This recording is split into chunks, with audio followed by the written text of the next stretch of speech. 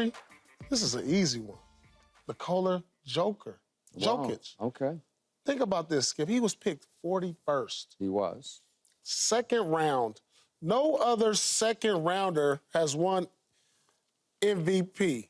Well, there was one guy, Willis Reed, but guess what? When Willis Reed got drafted, he was the 10th pick, and the first round was 9 picks. So in the modern day second round for the 41st pick, this guy has been dominant. He's won 3 MVPs in the last 4 years. And look at these numbers right here. This is your 41st pick.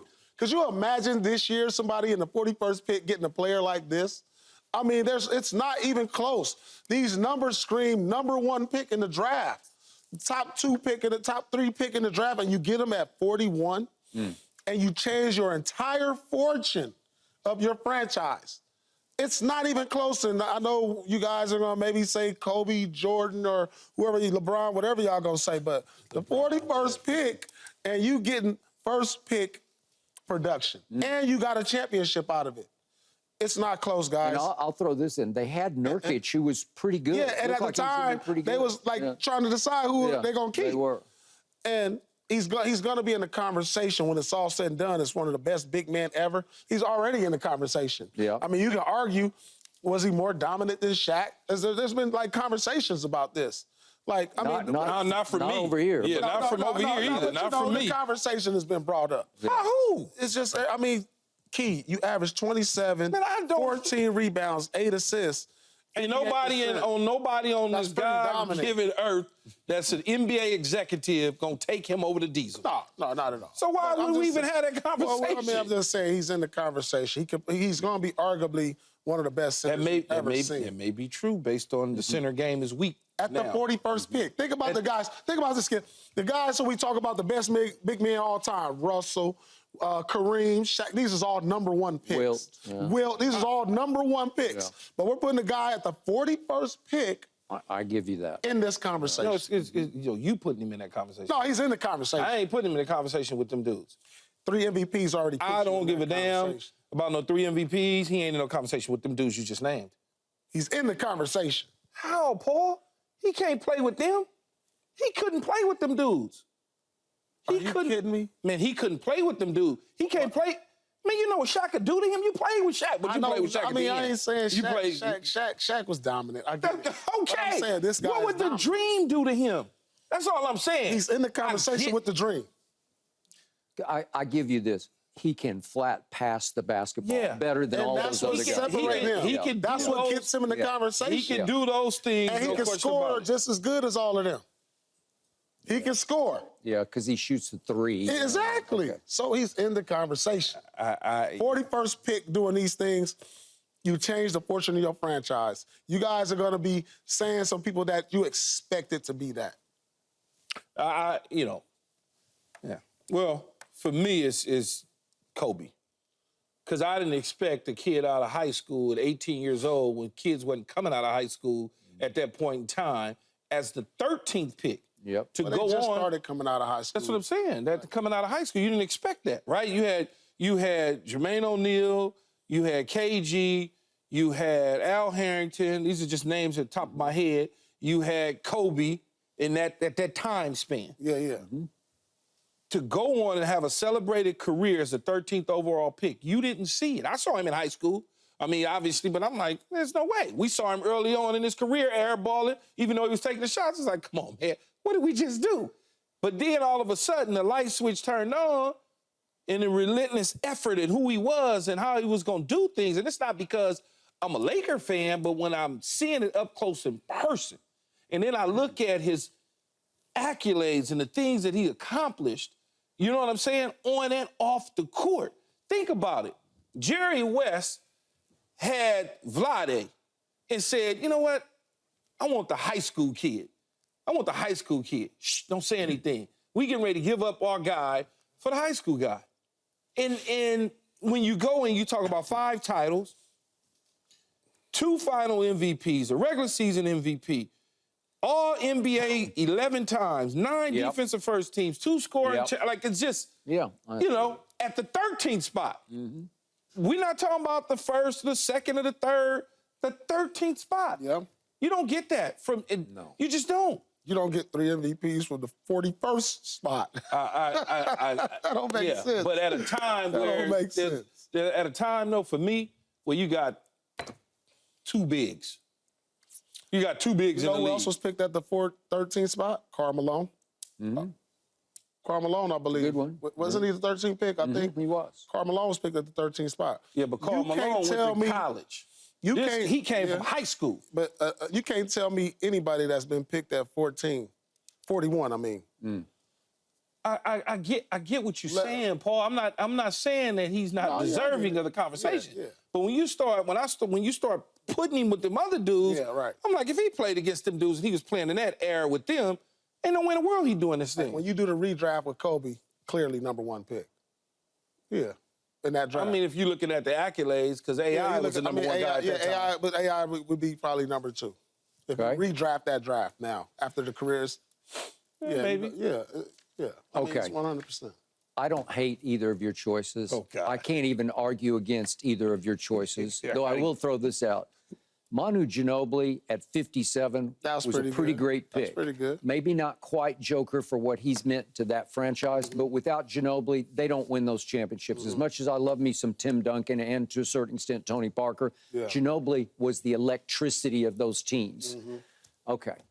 And to your point, Kobe was the closest thing to Michael Jordan I've ever seen, but he was not quite Jordan. And as simple as this sounds as a pick, I got to go with Jordan as the greatest pick ever, only because I was in the middle of that draft. And now that I look back, he went 3rd overall, and it feels like now he went 30th overall because of what he became, to me, by far the greatest player ever, the greatest force of nature we've ever seen in any sport as a performer and a leader and a But if you go third overall, Skip, they're drafting you to do what Jordan did at 3rd. No one saw it. I'm not even sure Chicago saw it coming. No, I don't think they saw it coming. You saw great, but you didn't see greatest ever. You certainly saw all-star. But you got to understand this. Like, when Jordan got picked, this was the big man's era. And they was going to take Sam Bowie. Well, it was big men becoming the greatest of all time. Absolutely. At the time. Okay. And Hakeem Olajuwon was hands down the #1 overall pick because he had dominated college basketball, even though Phi Slamma Jamma couldn't get over the hump. They couldn't get over. Valvano got him, obviously, in '83. I was there in Albuquerque, and then the next year they lost to Georgetown in the finals. And they got beat by Jordan's and Worthy's team in '82 in the national semifinals before Jordan, as a freshman, won it all. But you can't argue with Hakeem's career because, my God, I look at this. He was a 12-time All-Star, 2-time rebound champ, 3 times block champ, 9 times All-Defense, 2-time Defensive Player of the Year, 2 times Finals MVP. It's like there's you know how many people would take that? Oh, God. You got to take it. Listen, at the time, hands down, case closed, Hakeem goes #1 to Houston. I didn't second-guess it. There was no quibble. Nobody second-guessed it. And I'll be honest, because I was right in the middle of this, I did not question Sam Bowie going 2nd overall to Portland because he was 7'1", and he was just tall and long. And it was a big man's league. It was a big man's league. It was. So he had averaged 13 and 9 at Kentucky. Not dominating numbers, but he just looked scary because he was so long and tall and agile. He was agile. And he goes to Portland, and his leg gets hurt, and then his foot gets hurt, and then his leg gets hurt again. And he plays 10 seasons and averages 11 and 8 and is looked at as a complete failure. Okay. Because of who went 3rd overall. Yeah. So I was in Dallas. I was close to Rick Sund, who was then the personnel director of the Mavericks, who was sitting there telling me, man, I really like this Jordan kid, but, you know, I just don't know if Chicago's going to take him. And Mavericks wind up with Sam Perkins, who was a very good player and had a good year for your Lakers back in '92. But the difference between Michael Jordan and Sam Perkins is night and day, obviously. So it turned out that way, clearly. But at the time, you thought, well, Sam Perkins is pretty good. Sam Perkins was good. Okay, so I look at Michael Jordan's years under Dean Smith at Carolina. So as a freshman, he averages 14, 4, and 2. But when it was time to take the last shot to win the game, the national championship game against Georgetown, Dean Smith called Michael Jordan. He was called Mike Jordan at that time. He called Mike Jordan's number in the sideline huddle. He called the play for Mike Jordan, a freshman, and he hits the shot of shots to beat Georgetown Patrick Ewing and Sleepy Floyd. And then as a sophomore, remember, Michael he was there for 3 years. So as a sophomore, he averages 20 and 6. And then as a junior, he averaged 20 and 5. So his rebounds went down 1. And as a sophomore, they lost in the Elite Eight to Georgia. He had 26 in that game. And then as a junior, they lost in the Sweet 16 to Indiana. Steve Alford just shot him out of the gym, scored 27. And Michael didn't have a good game. He scored 13. So his last college game, he scored 13 points. Yeah. Well, okay. So is he going to change life? Is he going to change the world? Right. You didn't see it. No, you just didn't. You just didn't see it coming. But you saw all-star. Yeah, but you saw franchise player too. Yeah, you saw all-star franchise player. Because you know, Skip, as well as I know, when those picks were being made in the top 5, you were a franchise player. Yes. Coming in then. Yeah. You were ready to come in and make an immediate impact to a franchise if you were picked in the top 5 in the early 80s, 100%. But I'm back to my all-time favorite college basketball line. The only man who could ever stop Michael Jordan was Dean Smith, because Dean Smith kind of kept the shackles on him a little bit, where he just couldn't, you know, like you have to play within the confines of the offense, right? You have to play hardcore, dedicated, disciplined college basketball. And it's not going to allow you to show who you can be, right? What you can do. But again, Skip, when you're going in the top 5, so to speak, you're expected to do certain things. Nobody would ever thought Jordan would be considered the greatest basketball player of all times. No. I mean, it just, you know, but you knew he was going to be a franchise cornerstone, all-star. Like he was going, you knew that. All right. So I give you, for Kobe Bryant to be all the way down at 13 is stunning to me. And it's a Jerry West special. May he rest in peace. Because that's Jerry's biggest claim to fame, right? That's what that was the greatest thing he did as a drafter, right? And both of these guys, and Michael and Jerry, no matter where, Michael and Kobe, no matter which franchise they would have gone to, they was going to wind up being Kobe and Michael because of their attitude, because of their work and all that sort of stuff. You can't say that about everybody. Okay.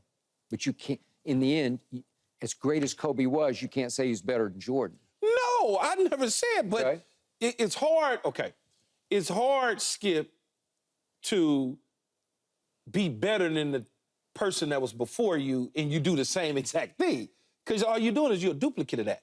Like, you can go out, you can go down the street and buy fake Jordans all day long. No, think about it. They look the same, the shoestrings, but you know they wasn't made by Nike. They was made somewhere else. And you're like, but they look the same, but it's like mine are better. Apart next week. And they might fall apart next week. So no, Kobe will never be considered better than Jordan, but he was so damn close. I mean, when you look at some of the highlights, it's like, well, that's what Jordan did. You know, turn around, oh, that's Jordan. Stop on a dime, come back in the middle. Oh, that's Jordan. I saw Jordan do that 1,000 times. Yeah. I saw Jordan do it 10,000 times. 41st pick, 3 MVPs. I get it, but it's good, it's great. There's no question about it. The value that they got for that pick and who he is. The value that you got for this pick is unmatched. It's unmatched.